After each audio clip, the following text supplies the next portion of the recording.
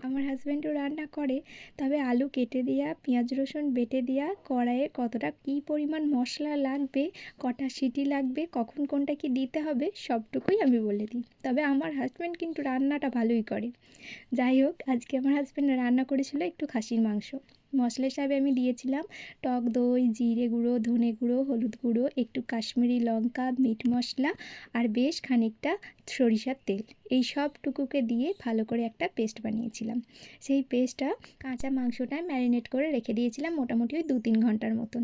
তার থেকে কম সময় বা বেশি সময় রাখলেও কোনো সমস্যা নেই, তবে একটু বেশি সময় থাকলে ভালোভাবে ম্যারিনেট হয়। মাংসটা যেহেতু আগের দিন রাত্রে অফিস থেকে আসার সময় এনেছিল, তাই মাংসটা ফ্রিজে ভরা ছিল। সকালে উঠে ফ্রিজ থেকে বার করে দিয়েছিলাম, বেশ খানিকটা জল বেরিয়েছিল, সেই জলটা ঝরে যাবার পরই আমি মাংসটা ম্যারিনেট করেছিলাম।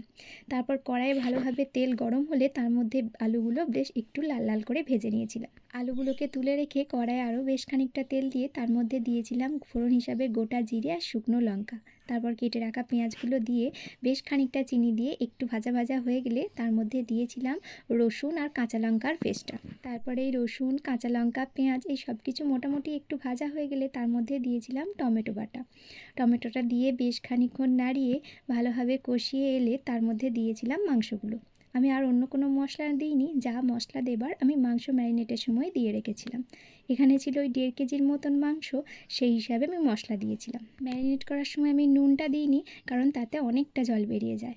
তাই একবার বা দুবার ভালোভাবে কষানোর পর আমি তারপর নুনটা দিয়েছিলাম। নুনটা দিতেই বেশ খানিকটা জল বেরিয়ে যায়। তারপর যেহেতু এটা খাসির মাংস, তাই বেশ অনেকক্ষণ ধরে কষাতে হয়। অনেকে খাসির মাংস আগে সেদ্ধ করে দেয় প্রেসারে বেশ খানিকক্ষণ, বেশ কটা সিটি দিয়ে, তারপর এটা এমনভাবে কষায়। তবে আমি আগে ভালোভাবে কষিয়ে নিই, তারপর প্রেসারে সিদ্ধ করতে বসাই। আর দিয়েছিলাম গোটা কয়েকটা গরম মশলা শিলেতে একটু বেটে।